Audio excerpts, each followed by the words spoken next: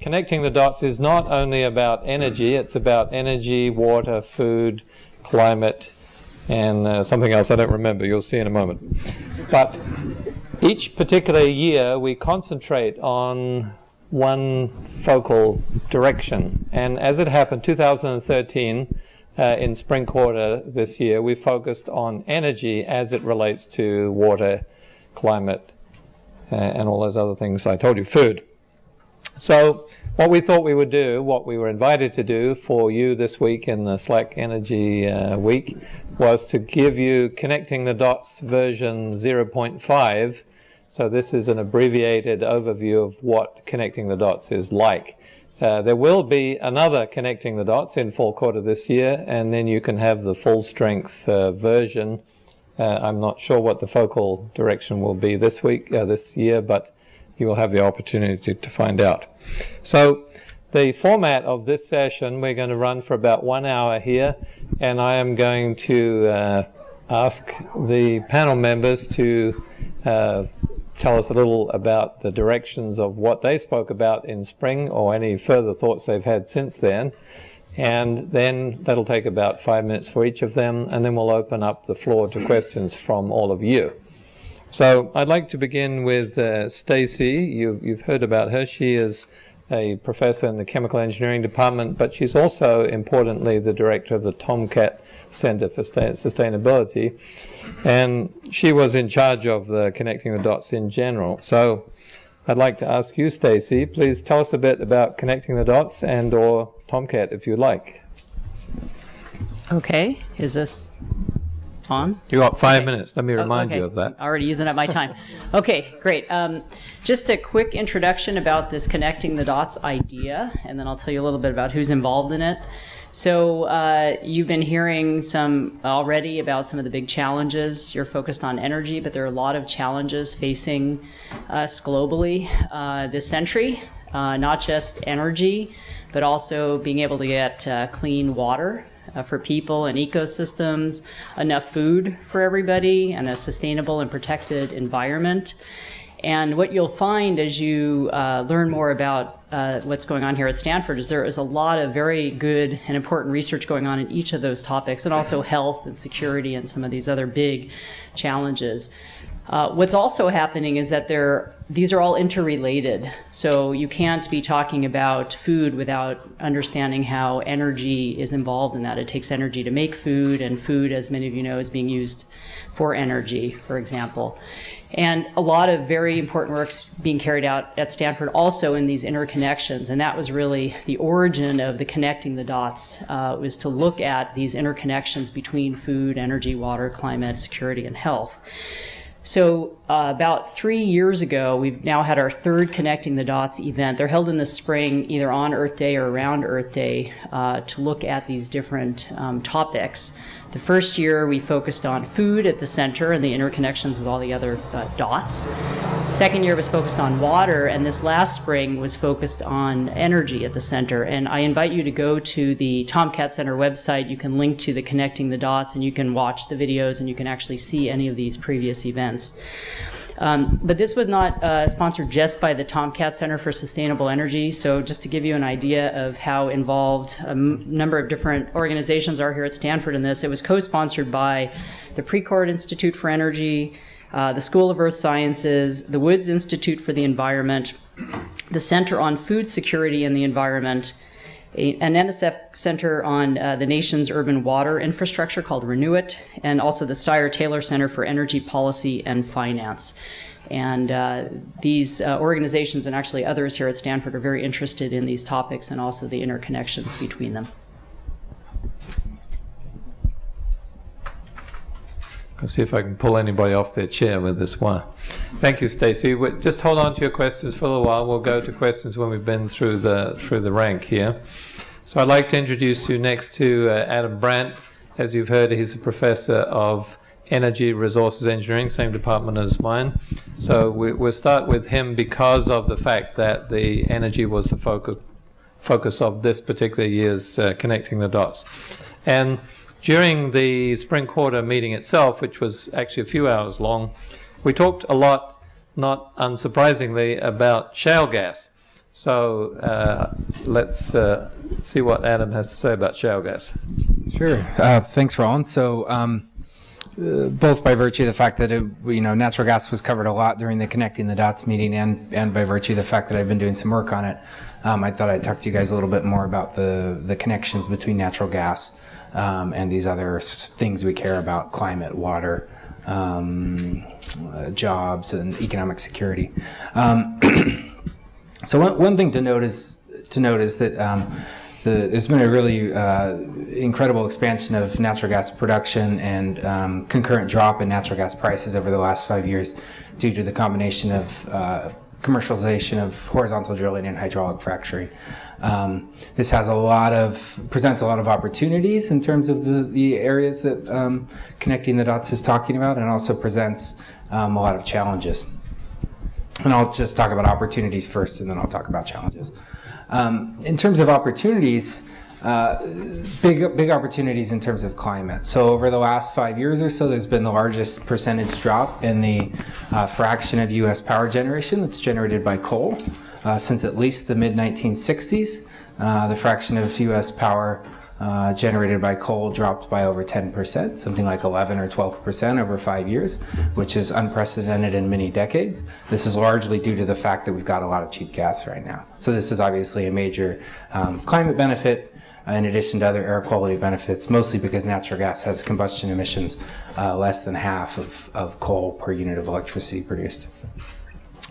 Another opportunity on the climate front in terms of natural gas is that natural gas, by virtue of the way it interacts with the power grid, is actually a really nice technology to support renewables. It's a very flexible generation technology, has the right mix of capital and operating costs in order to lend itself well to intermittent, basically support of intermittent power sources. So in that sense, natural gas can be a big climate opportunity. On the social side of things, or sort of the jobs, kind of food, social security kind of part of the Connecting the Dots nexus, natural gas has a lot of opportunities. Cheap natural gas brings a lot of opportunities to U.S. industry. A lot of companies are bringing primary manufacturing back to the U.S. or considering doing so because of cheap energy. This can bring jobs to people who've been left behind by recent economic developments, which is a good thing. It could also reduce, for example, our trade deficit if we substitute oil for gas or gas for oil in heavy trucking, say, which is something that people are talking about. In terms of challenges, I'll just list a few, and these are in the same sort of areas. In terms of climate, natural gas looks really good on a combustion basis, but if you have high leakage rates from gas systems because of the high global warming potential of methane, this can reduce a lot of the benefits associated with, say, stopping burning coal and starting burning more gas. I've done a lot of work on gas leakage over the last year. I'd be happy to talk to you guys about it. I'm sure I'll be giving talks about it on campus, so if you want to hear more about natural gas leakage, I could talk to you about that.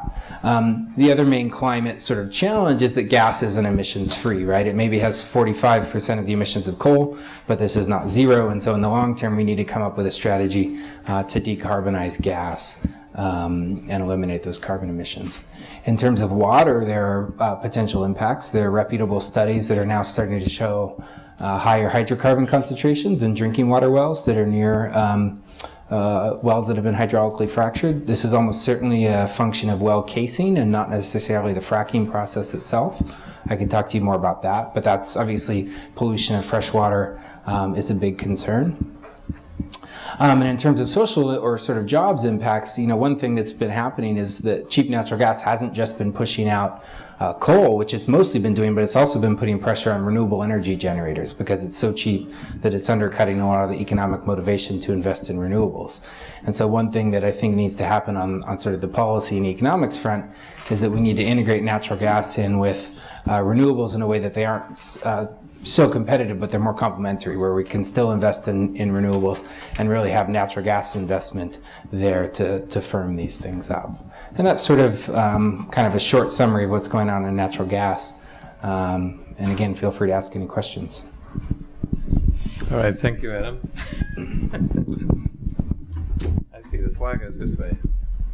I anoint you, Stacey Bent.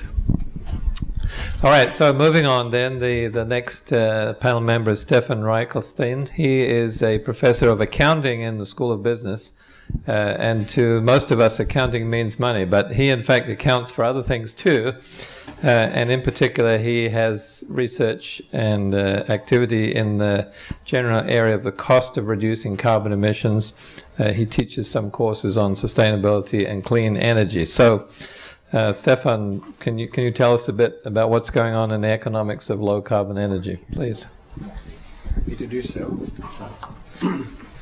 Unfortunately, I only have two hands, so. Okay. Adam can lend you the mic there.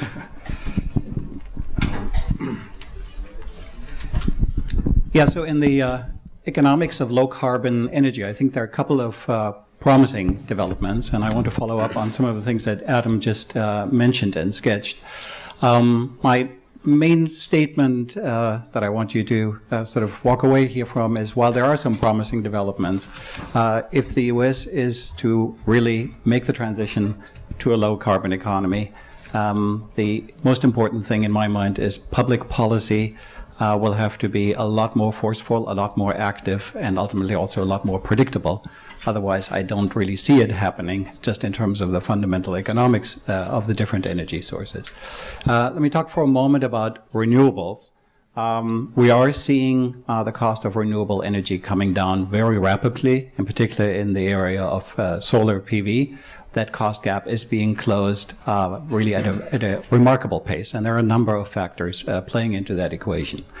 In fact, if you look at certain segments here, say a company that is thinking of installing solar panels on their rooftops now, so commercial scale solar installations, you could argue we are already there in the current environment. Now, when I say this, immediately as a qualifier, two big things. You need a favorable location. We have a favorable location here in the southwestern United States that satisfies that. But more importantly, the public subsidies, in particular the federal subsidies that are in place for solar PV, are absolutely crucial. And those are, at least at the moment, scheduled to expire in a couple of years. The big thing about solar is we have really seen here another confirmation of a dramatic learning curve, cost reduction curve over the last 25 years. And the key observation is this learning and the reductions in cost are driven by production volume. But production volume requires demand, and demand at the moment hinges very much on those public subsidies that are scheduled to go to expire in a number of years. So the key thing is ultimately they can expire, I believe, but not too soon. Otherwise, that very positive development that we have in terms of renewables becoming cheaper is in some jeopardy. If I play this over to fossil fuels for a moment, I think, and again, this picks up on what Adam said a moment ago, the US is now on track to achieve the goal that the administration has set of achieving carbon reductions for the US economy by 17% by the year 2020. This is relative to 2005 levels. And I think we owe this in large part to traditional coal-fired power plants, in particular pulverized coal, being phased out and replaced probably largely by natural gas plants. But the second part of the pledges by the administration was that by 2050, the US would achieve an 86% reduction of its carbon emissions, again, relative to the 2005 standard. Now, that's obviously a lot tougher. And even if you assume renewables perform miraculously well, sort of according to the most optimistic projections, I don't see it happening without a decarbonization of fossil fuels. Now, then you ask, well, how is that possibly going to happen? And again, I would point to a combination of technological developments and cost reductions. And most importantly, public policy sort of flanking these measures. So the EPA could, for instance, take the perspective that it has taken with pulverized coal and simply mandate from a certain point on new natural gas plants have to satisfy an even higher cleanliness standard than natural gas does at this point. That would be a pretty blunt instrument. That would move the needle on emissions, but it would also bring with it a tangible increase in generation prices for electricity, perhaps not as high as some people have us sort of worry about. But then there are other instruments. There's, for instance, the possibility of mixing up basically carrots and sticks in this equation. So you could have a combination of, say, a carbon tax, about which you talked here about in the previous session, say in the range of $30, and at the same time have the same type of public policy federal incentives at the investment level that is currently extended to solar, extend that also to clean fossil fuels. Then the impact in terms of electricity prices would be a lot lower, and you would have the same effect in terms of incentivizing new construction of these natural gas plants to invest in abatement technology. Finally, when we do these numbers, and you can do them in all sorts of permutations here, we're doing this basically on the basis of what we know right now in terms of the construction and operating cost of power plants. There are some really promising projects here in the clean coal and clean fossil fuels domain on the horizon. And they may be game changers in terms of what's doable in this space. But again, you need in the first place incentives for these types of projects to really take hold and for certain learning to occur. So in short, you can cut this in many different ways. What is sort of the cheapest possibility of getting on this transition to a low carbon economy? Some people make us believe that doing so would wreck the economy. Aside from the fact that not doing anything, in my belief, would impose a truly huge cost on the economy, perhaps not now, but over the coming decades. Even if you sort of slice this conservatively and go with what we know today, and you take the set of measures that I've sort of just sketched, I don't see a wrecking ball in those numbers. So no reason to be scared here at the end of the day. Okay, thank you. All right, thank you, Stefan. So as a good illustration of how connecting the dots brings together people and ideas from across campus, I'm next going to introduce Professor Mike Wara from the School of Law. And I actually don't know this, but I'm willing to speculate that he's the only geochemist on the faculty of the School of Law. And his particular side of connecting the dots was climate.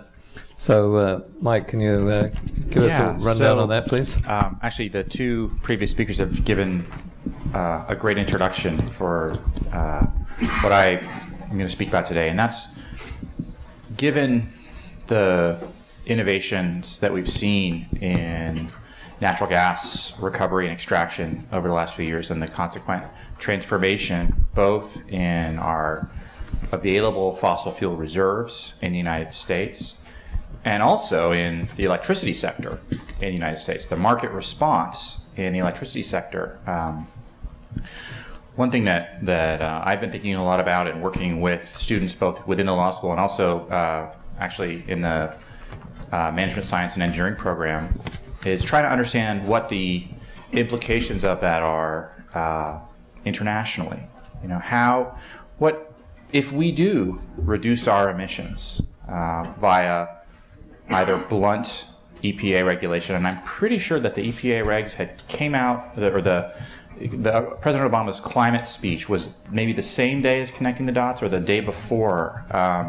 So that was all sort of happening right now. I think interesting. It's going to be interesting to see what happens this month. The new rule, the blunt instrument, the new Clean Air Act rule for new power plants is due out this month. And so we should see where EPA is going as far as domestic regulation. But if EPA imposes these rather draconian regulations, which would basically mean an end to new coal-fired power plants in the U.S., and hopefully, in my view, some incentives for states to start reducing emissions from existing coal-fired power plants in the not-too-distant future, then what happens? What happens to all those fossil fuels that we have, right? We are the Saudi Arabia of coal. And we're becoming, or maybe we have become, the Saudi Arabia of gas. And if you take away the domestic demand for those resources, one thing that happens is prices fall. Fall relative to what? To prices in the rest of the world. And that implies a real push for exports of these fuels. And one of the issues that I highlighted in my talk, and I think is still a really interesting and developing issue, is what are we going to do about those exports? How should we think about our climate responsibility, for example, if we shift from mining lots of coal in the Powder River Basin to burn in power plants in the Ohio River Valley, to mining lots of coal in the Powder River Basin to export to South Korea or to southern China to burn in power plants there. Should we account for that carbon? Should we account for it in our decision-making processes where we're obligated to consider the environmental impacts of major decisions in the United States because of a law called the National Environmental Policy Act, NEPA? I'll tell you that the companies that mine the coal, that want to sell it, are busy building export terminals to ship that coal somewhere else because they see the writing on the wall. They see the writing on the wall that says the U.S. domestic market is going away for them, that there is an enormous developing country market for their product, mined coal. Now, of course, you all know, hopefully or probably at this point, that no matter where you burn that coal, you're going to have the same climate impact. You may have you may shift your air pollution impacts, the kind of impacts that make people sick and give kids asthma, to some other location. But to a significant degree, the climate impact is the same. Should we be concerned about that? Should we consider those decisions? Interestingly, for the big decisions that are being made right now, the states that have to make the permitting decisions and the federal government, in particular the Army Corps of Engineers, disagree about whether we need to consider the broader global implications of what we are, or what the companies that would like to build the terminals are thinking about doing. So one thing to be thinking about as we move forward with domestic climate policy is, what are the international implications? Should we just export our fuel? Should we become a Norway, for example? Norway is a country with very low domestic emissions of greenhouse gases. But the entire economy is supported now and for the foreseeable future via its sovereign wealth fund by exports of fossil fuels to other countries where they are burned and create climate impacts. Should we go in that direction, or should we set a different kind of example on the international stage for how an exporter of fossil fuels is going to behave? Because for better or worse, we are becoming very rapidly a major exporter of coal, one of the largest if these terminals get built in the world, and in a relatively rapid time frame as well, a major exporter of natural gas. And so we need to start thinking as a country, both from a climate perspective, from a science and geochemistry perspective, how we should account for those emissions, and probably from a legal one as well, whether we should in some way take account of the impacts that those exports will cause when they are eventually used. Thanks. All right, thank you, Mike. So moving now to our final address before we move to question and answer, I'll introduce Professor David Lobell. He's a professor in the Department of Environmental Earth System Science, which is known on campus as EESS. And his particular specialty is crop yields and the relationship between crops and climate. So, David, can you tell us a bit of the relationship between food, climate, and energy? Sure. So let me back up a little bit and just say that this Connecting the Dots series that we've been running, and I've been involved in each of them, has a component which wasn't mentioned, which is to really emphasize student involvement. So we have a bunch of tutorials for the last hour, which are run by students in topics of their choice, and they basically apply to participate. So there'll be 4 or 5 sessions, and depending on whatever the topic is this year, that may interest some of you later on in the year. So it's something to keep in mind. Yeah, so given the temperature in this room and the time of the day, I'm not going to try to inundate you too much. So I work in the Department of Environmental System Science, as Roland said, and also in the Center on Food Security. And we think a lot about the interactions between food and energy. I'll be giving a talk later this week, for those of you still surviving, on biofuels on Wednesday. So let me just give you maybe 3 quick points to remember, three numbers that that are easy enough to remember, and maybe you can remember what they mean. So the first is 2. The second is 20, and the third is 40.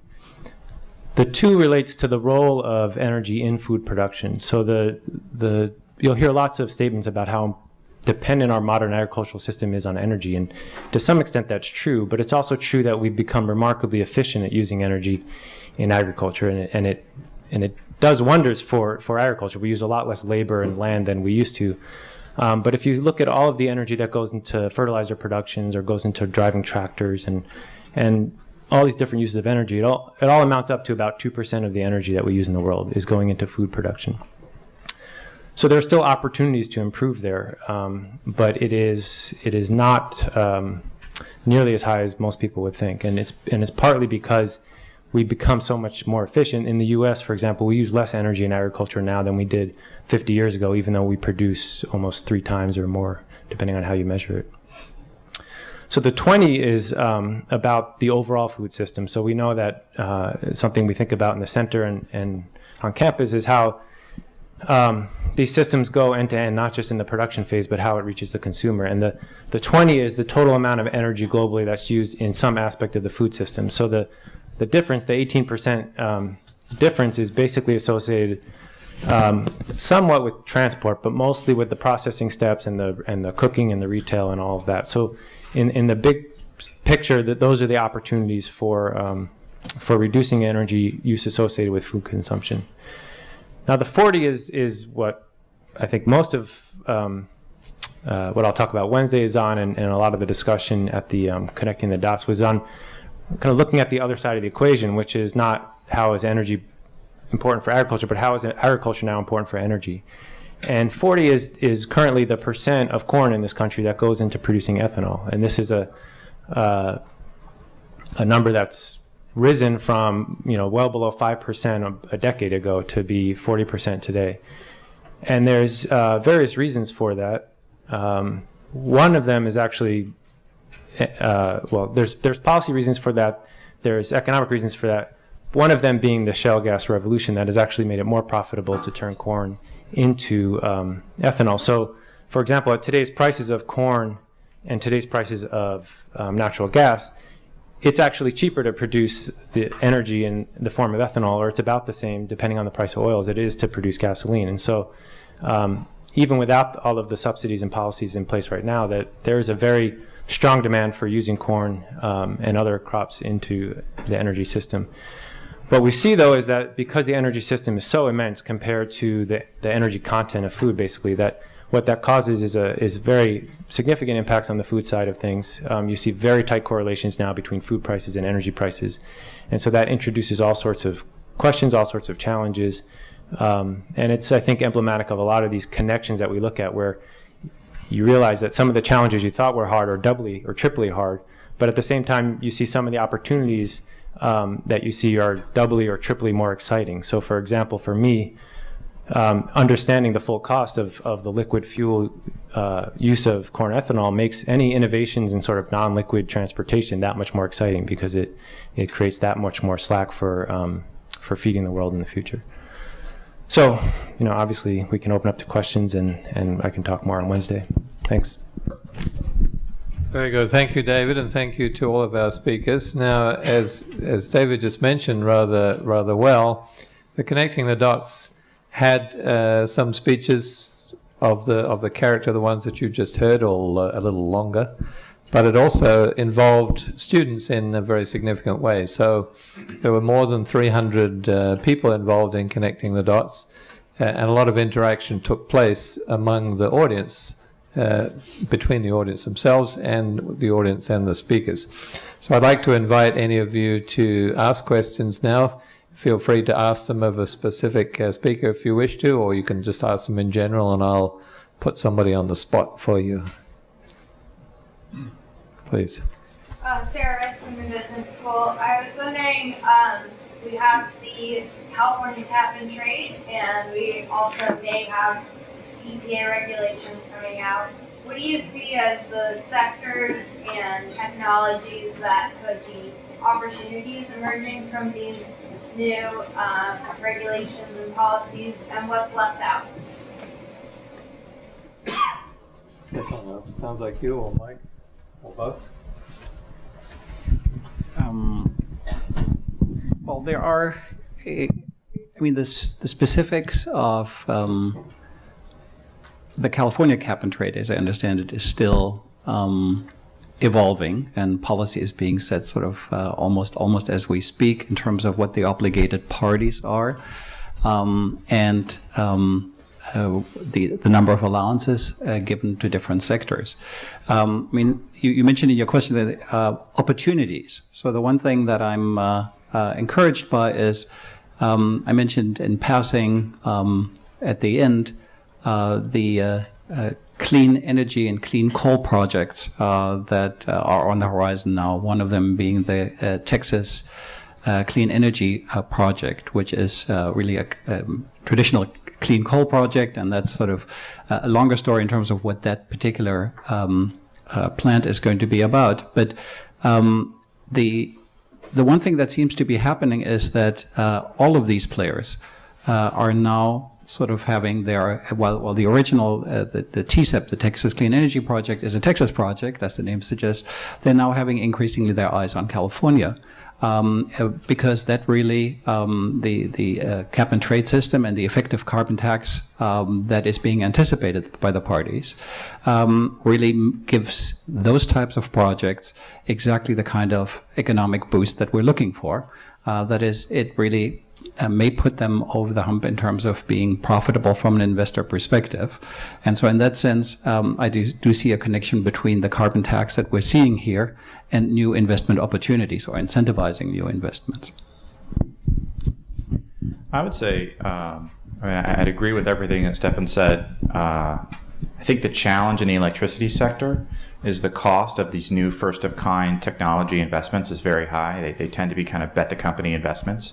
And without policy certainty, it's very difficult to make those investments. I'd point to, if you want to look at how this is unfolding in real time, go look at the Vogtle reactors that are being constructed right now by Georgia Power. They're the first two of four new nuclear units that are under construction really since 3 Mile Island. And they are way over budget. And they're so far over budget that the commission, that the Public Service Commission of Georgia, that has to think about these problems, decide whether to bill ratepayers for these billions of dollars in cost overruns, is thinking about whether to A, finish the plant, or B, stop construction and build gas plants on the site, build combined cycle gas turbines on the site, because that actually might be cheaper than finishing these nuclear units. So without policy certainty at the federal level, or at least at the state level and a larger set of states than just California, and to the degree that there is policy certainty in California, and Stefan's point on that is exactly right, it's tough to know what to pick. The one place where I would point to as a potential locus of innovation and opportunity is the vehicle fleet. I think this. If there's one thing that's happened this summer, in the stock market, it's Tesla, right? And the fact that Tesla has been able to deliver a product in some volume that people actually want to buy, that doesn't involve liquid fuels, and 40% of U.S. emissions come from the vehicle fleet. And so and we're not going to do carbon capture at the car level. So ultimately, there's going to have to be a combination. If we're going to address greenhouse gas emissions, there's going to have to be a combination of real transformation of the vehicle fleet combined with stable support for clean, renewable energy in the electricity sector, or some mix of technologies in the electricity sector. The fact that there's even just one company that's come to market with a product that people want to buy, I think is a really exciting development and an interesting opportunity, even apart from any regulatory support. Although it's worth noting that Tesla's making money right now because they're selling zero-emission vehicle credits to other companies. So they are profitable because of regulatory support. Next question over there, please. Just reflecting on the Tesla experience, a lot of people prior to Tesla said that type of product was possible. That you couldn't build an electric car for an affordable price that anyone would buy, which is a similar sentiment to what people are saying right now about electricity. You can't really compete with coal, natural gas on a broad scale. You can maybe put a few solar panels on the roof, but you're not going to compete with them, you're not going to replace them with a dominant supplier. So do you see as what would be the Tesla for electricity? is there an opportunity to create a product, maybe a premium product, that could get buy-in, that could start getting available? Do we already see that in something like Solar City, or is there something beyond that? I think we do see that with Solar City, but the Solar City business model is under threat. The utilities have another word for the success of Solar City. They call it the utility death spiral. And that's where lots of customers put solar panels on their roofs, and that drives up the cost for the people that are left of supporting the distribution system, the network of wires that deliver energy. And that creates a stronger incentive to put solar panels on your roof, etc. Utility death spiral. Now, utilities, they know that the way to win their game is to win at the regulatory level, at the commission, right? They can sell energy, that'll feed them for a day, but if they win before their public service commission or utility commission, they get fed for a year, or really 2 or 3 years. And they are now in the process, in the places where Solar City and companies like it have been very successful, of trying to roll out rules that will make them much less successful by charging solar people who have distributed generation on their house an access fee to the grid, a very high access fee. I think an important question is how to create rights to use the grid for reliability purposes that are fair, right? That charge homeowners a fair price for the fact that they use the grid like a battery once they have solar panels on their roof, and that preserve that kind of business model without driving the utilities into serious economic difficulty. I might add a comment myself. I was a member of this panel too. I don't know if you're from California directly yourself, the city of Palo Alto, where many of us live, provide an option to its customers. It has a city-owned utility, and we have an option, those of us living in city of Palo Alto, to purchase 100% renewable electricity at a premium. So this is perhaps a partial answer to your question, that people, given the chance to do so, do in fact pay more for renewable energy. My electricity bill is about 10% high. It's a very small amount. One of the consequences and one of the mechanisms that make that possible in general in the state of California is the ISO, the Independent, what's that stand for? System Operator, thank you. Try their website, it's wonderfully entertaining. I just looked it up to answer your question. They're currently generating 4.5 gigawatts of renewable energy in the state of California. Most of it right now, you won't be surprised to learn, is solar. But during the night, it goes up very heavily towards wind. And the state of California frequently reaches 20% of its electricity now from the combination of wind, solar, geothermal, and a few other things. So the mechanism here at least does, I believe, work. Let's have another question. Center, please. Maybe it's more a remark than a question, because I think it's very interesting that you make the remark that with the amount of gas that's now available, coal prices are going to reduce significantly, and the export of coal is probably going to increase. So the U.S. should ask itself, do we want to be a net exporter of coal? But on the other hand, you see there's a big push towards solar, and I think the panel agrees that that's what the U.S. wants, to have more solar power. And on the other hand, one of the main reasons that solar has reduced in cost, obviously, is volume. There's also the fact that in China, the environmental law there is not wonderful, let's say. I mean, the amount of chemicals that have been dumped in rivers there to cut costs as well is huge. So shouldn't we ask ourselves how, I mean, obviously solar is renewable, but how sustainable that is, especially at the price point where it's at right now?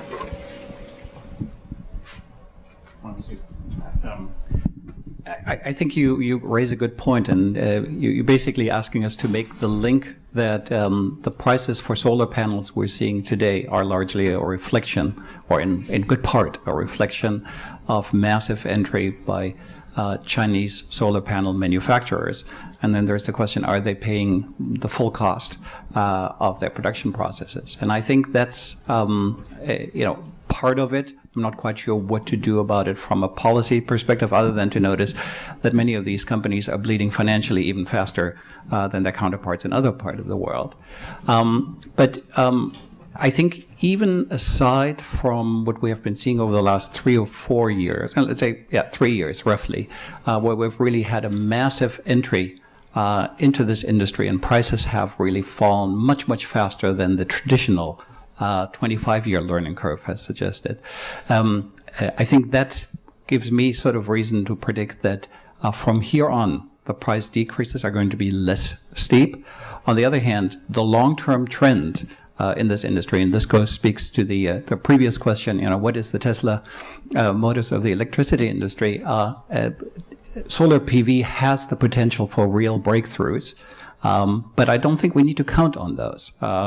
If the trend of the last 25 years, which are small incremental improvements, which just come from high volume, much like in other industrial processes, in particular semiconductors, if that holds up, I think solar will continue to improve and close the gap, even if at some point, the Chinese manufacturers are waking up to the full economic realities that they can't run losses, and they also have an environmental balance to consider in all of this. So another question or comment, please. What about with respect to the public perception of land use for the different energy generations? So you talk about, you can think about NIMBYism for nuclear, offshore wind, the land use for biofuels. What can be done, for fracking obviously, what can be done from, say, a policy or education standpoint for the general public to, embrace some of these technologies that they're willing to have in order to create a more sustainable environment? Adam, that sounds like one for you. Sure, I could talk about that. The 2 microphones in stereo. This is a very good question. I wish I had an answer for that sort of problem. As you mentioned, it's a pretty general problem. Just an example, I was, so I don't remember the context. I was in a hearing where people were talking about a proposed development, wind development in Northern California that Shell was trying to finance. Shell's wind subsidiary was trying to finance. And you would think, okay, wind power in Northern California, this is going to go over really well. Of course, people are going to want this. And the sentiment among the public was almost universally negative, where people said, wind power is great. It's great somewhere else, not here, basically. And so it doesn't just apply to things like nuclear power plants or things like this. Like I said, I don't know that I have really a very good answer for that. People tend to expect energy availability. When they flip a switch, they want the power to come on. They want it to be cheap and reliable. But when it comes to actually, facing sort of consequences in their local area, they tend to be more resistant. I don't quite know what to say about that, other than it's just sort of human nature. Maybe policy prescriptions need to be made to ensure that we can build the energy technologies that we need. I don't know. Stefan, do you have anything to say about that? Really only just a comment that I think you're onto something when you worry about that when we do traditional economic analysis and cost calculations, the full value of the land that's being involved in the environmental degradation is probably not always taken fully into consideration. And coal in particular comes to mind as one such alternative, where once again, just like with the carbon problem, you have a divergence between what it costs the individual producer to mine the coal and the social cost that society bears, which arguably is considerably higher. And I think, once again, like with the carbon problem, the only effective way to correct this is through regulation and a system in which government ultimately sets the right incentives for these costs to be internalized. Could I just pitch a class on that question? David Hayes, who was the Deputy Secretary of the Interior, charged with running the federal process for federal land, citing large renewable projects on federal land. So think big solar in the Mojave. is at the law school this year. He just stepped down and he's going to teach a class on novel legal mechanisms for dealing with the renewable siting problem. So I recommend anyone who's interested in that, maybe checking out that class. Might be interesting. I also wanted to plug a class in response to that question. Last spring quarter we had a class in energy resources engineering called 101A, Energizing California. It was a weekend-long field trip where we went to the ISO and we went actually to a wind farm and several other places too. But in answer to the point that you raised, what was intriguing to me is how massive the land area of wind generation is in the state of California, and actually embraced by the people, the farmers whose land it was on. They all thought it was wonderful because they had a relatively low income from farming, and they were getting, I don't know, thousands of dollars a month from their wind turbines. And so they were competing with their neighbors to get more wind turbines on their land than the person next door. Let's see if we have some questions on this side. Please. It seems like, is it fair to say that renewables are largely dependent upon a really good regulation system, a really strong government that's able to monitor and regulate, the financial decisions of the people of the country? Because it feels like that, like you were saying, we're the Saudi Arabia of coal, that the developing world and other areas are going to continue to import this coal that we produce, while we can still, is there a way, are we going to have to maybe raise the cost of coal artificially as it gets exported out in order to, because we can't, how else are we going to enforce third world countries wanting to burn it? It seems like to make renewables really work, we have to somehow make it economically not viable for developing world to use the basic fossil fuels. Is that rational? I think that's a very sensible perspective to have. The reasonable first priority of a developing country is development. It's really our first priority. If we're honest about it, right?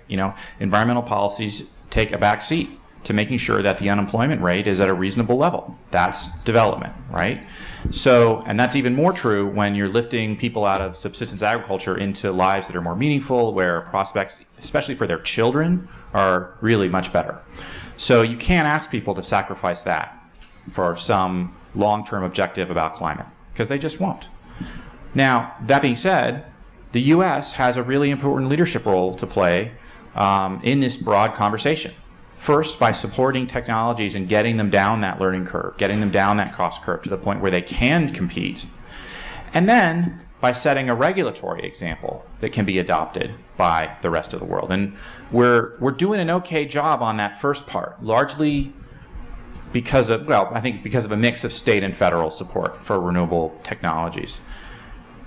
Second part, not so much. And the policies that are poised to be rolled out are quite inflexible and lack cost effectiveness, I think is the generous way to put it. But that's all that the Obama administration has been able to accomplish, given the congressional situation. It's the best we can do.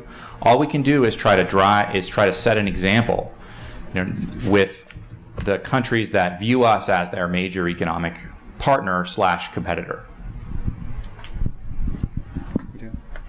Just very briefly, I fully agree. At the moment, renewables, and in particular solar PV, in the United States relies crucially on public subsidies. Other countries have other subsidy mechanisms. But for the U.S., it is largely two ingredients. It's the so-called federal investment tax credit, and it's a possibility of writing off these types of investments in a faster way, which gives you a break basically on your income taxes.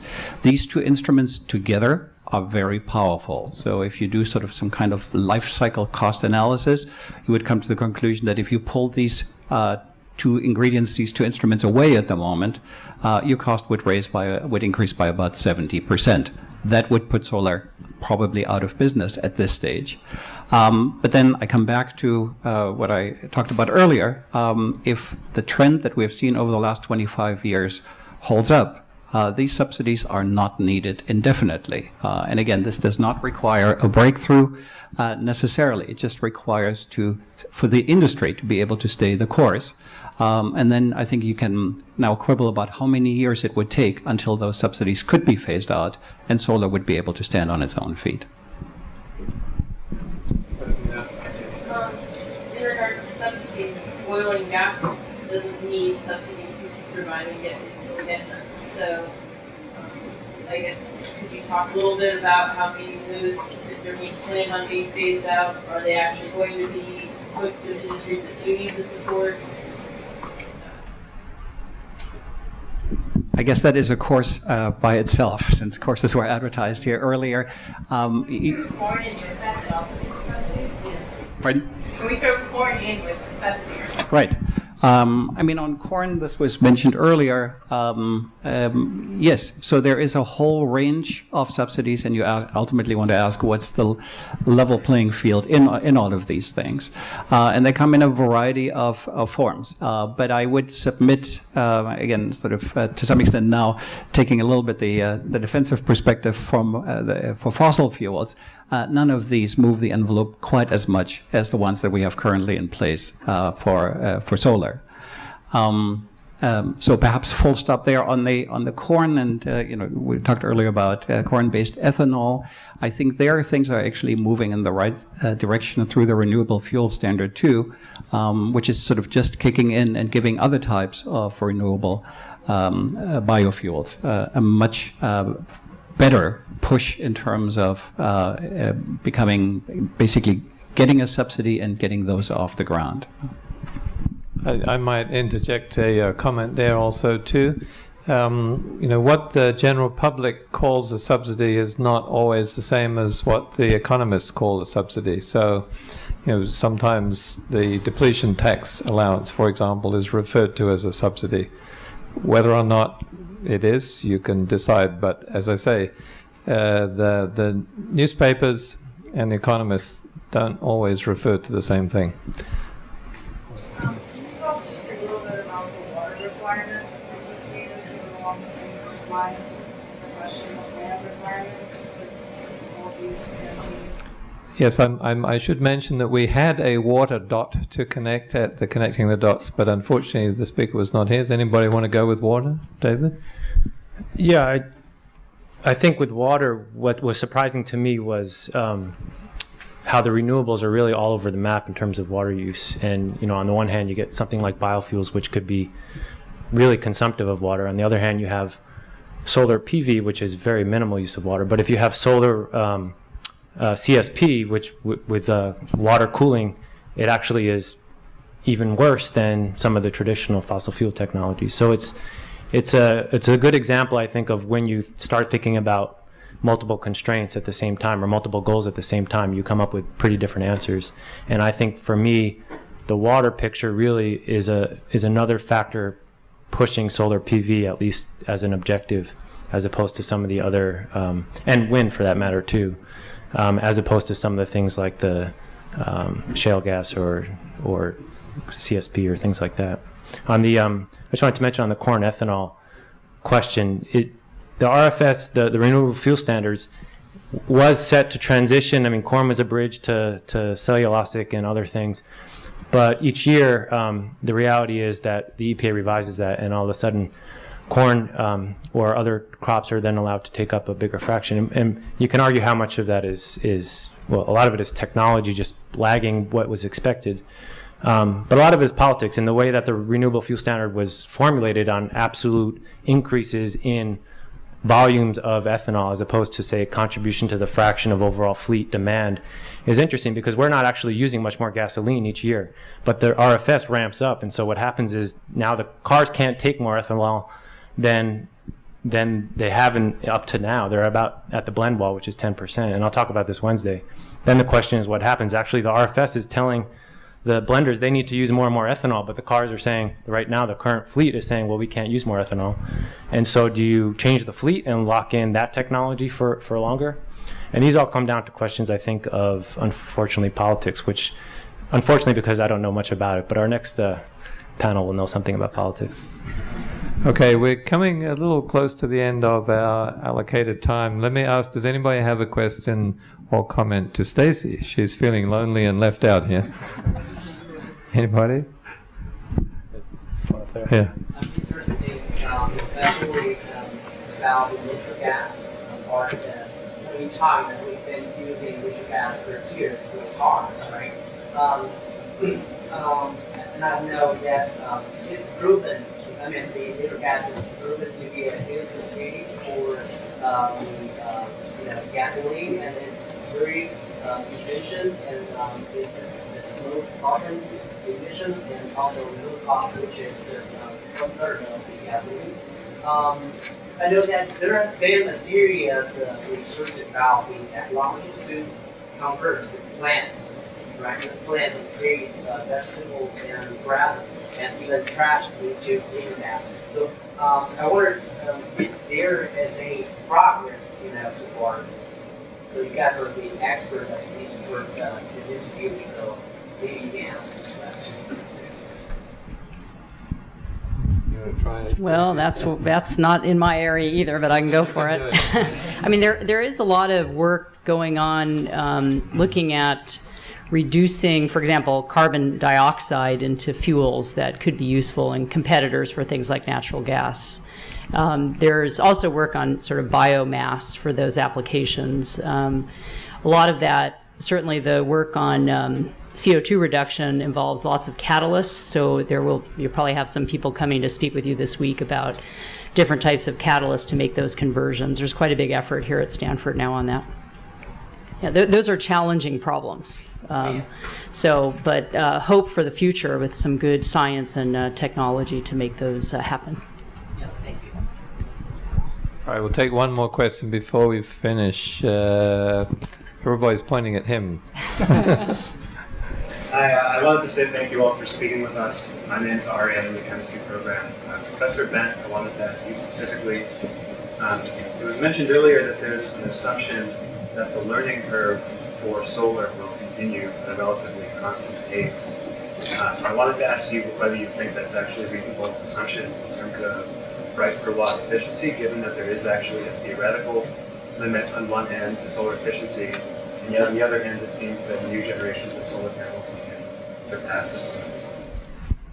I think we still have a long way to go before we hit the sort of price per watt that's limited by efficiency, because prices are still coming down. And as you mentioned, there are technologies that can go above, the sort of single junction type efficiency. So there's still a ways to go. I mean, I think what's interesting about the development of solar cells and solar technology, and I work in this area and some of these next generation ones, is a lot of the work and development is really coming back to silicon. So with the original really good solar cell, which seemed to have plateaued at least in efficiency, there are all kinds of benefits to using silicon, not least of which is it's very abundant, stable, works well, and so there's a lot of really interesting work on making silicon work in new ways.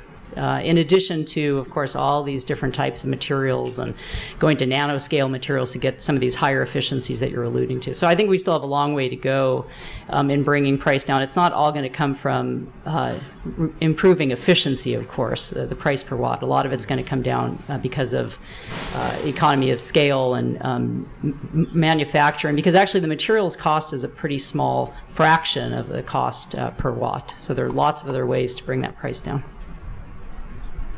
All right, thank you. I think, unfortunately, that's all we have time for. So thank you, panel, and thank you for your attention.